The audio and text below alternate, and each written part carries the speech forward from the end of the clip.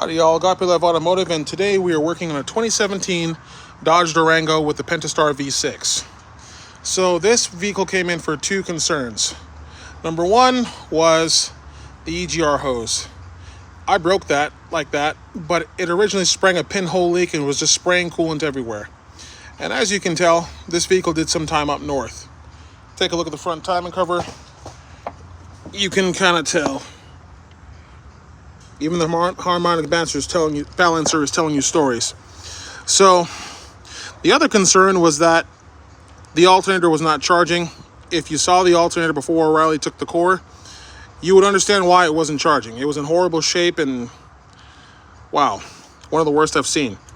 So you probably noticed that the coolant reservoir is out. It makes both of these jobs a lot easier. So this EGR hose here I got from the Dodge dealer is only held on by these clamps here, this one 10mm bolt here, and one little tiny clamp. I don't know if you can see it. Okay, it's in there. It's very reachable once you get rid of the coolant reservoir. It's one of these clamps here. So in order to get the alternator off, we have to, it's actually a lot easier just to do it this way. Not sure how Dodge says to do it, but it's a lot easier to do it this way. You also want to make sure your grounds are clean and not corroded, because this vehicle did time up north. I cleaned the grounds, used some acetone to get all the grease and gunk and dirt off of there, and some brake cleaner. I also cleaned the ground for the alternator with some sandpaper.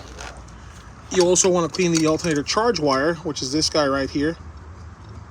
This is the regulator, so you don't have to worry about that, but make sure it's not corroded in there. And you also want to replace the tensioner and check the belt, but definitely replace the tensioner. For some odd reason, O'Reilly was very proud of this tensioner, this guy right here. This was $100 and some odd. Don't know why, but it was. So if you have to do the alternator or replace this EGR hose, you definitely want to drain the cooling system and get the reservoir out of the way. It makes life a lot easier. Work smarter, not harder.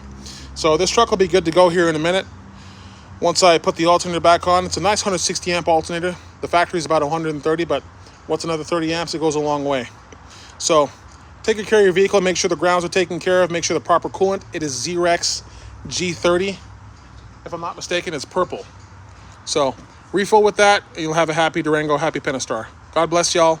Love y'all. Have an awesome day.